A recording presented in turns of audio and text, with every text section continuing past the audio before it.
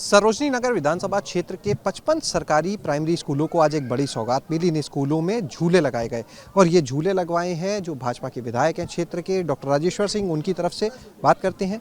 Sir, ये जो झूले आज लगवाए गए 55 स्कूलों को एक साथ इतनी सौगात, 250 स्कूल हैं, क्या सबके लिए है ये पूरी प्लानिंग? बिल्कुल, मेरे आने वाले 5 वर्ष में मैं सारे स्कूल 22,000 लगभग बच्चे पढ़ते हैं 193 स्कूल में, सबको मैं CSR के माध्यम से झूले देना चाह रहा हूं। हर बच्चे के चेहरे पे मुस्कुराहट देखना मेरा लक्ष्य है।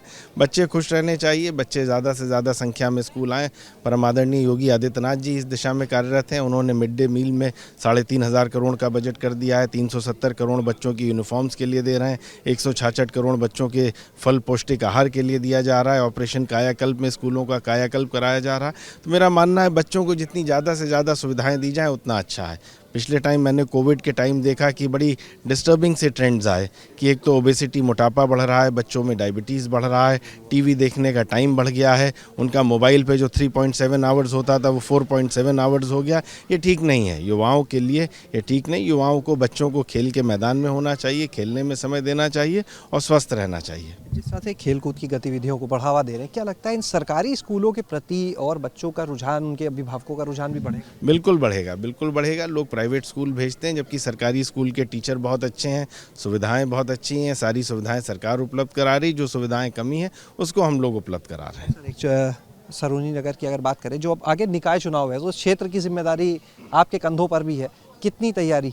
नहीं, चुनाव हम लोग सब जीतेंगे। परम आदरणीय योगी आदित्यनाथ जी के नेतृत्व में उत्तर प्रदेश का विकास हो रहा है। माफिया राज खत्म हो गया है, गुंडा राज खत्म हो गया है, देश विदेश की कंपनियां आ रही हैं, 10 लाख करोड़ का निवेश आ रहा है। तो हर जनता का उनके प्रति बहुत समर्पण है, जनता का उनके प्रति बहुत स्नेह है और उत्तर प्रदेश का विकास होगा और सारे चुनाव जितने निकाय के हैं ये भारतीय जनता पार्टी जीतेगी।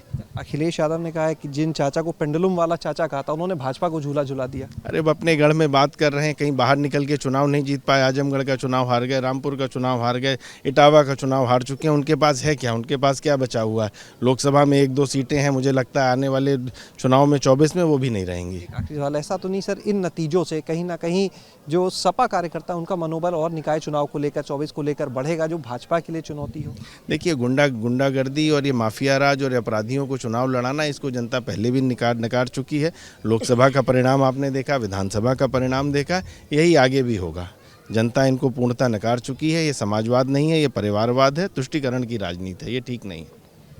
ये थे हमारे साथ में विधायक डॉक्टर राजेश्वर सिंह, जिन्होंने बताया कि किस तरह से इन 55 स्कूलों में काम कराया गया है। जो अन्य स्कूल हैं वहाँ पर भी खेलकूद की सुविधाओं को बढ़ावा दिया जाएगा और निश्चित रूप से इससे जो छात्र छात्राएं हैं, क्षेत्र के अभिभावक हैं, वो भी अब सरकारी स्कूलों की तरफ अपने बच्चों को भेजने में अधिक रुझान दिखाएंगे। जहाँ तक बात करें चुनावी माहौल की, उन्होंने कहा चाहे निकाय चुनाव चाहे 24, निश्चित रूप से भारतीय जनता पार्टी एक शानदार प्रदर्शन करेगी। तैयारी जोरों से चल रही है।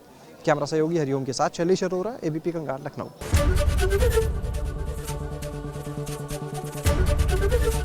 ABP गंगा, खबर आपकी, जुबान आपकी।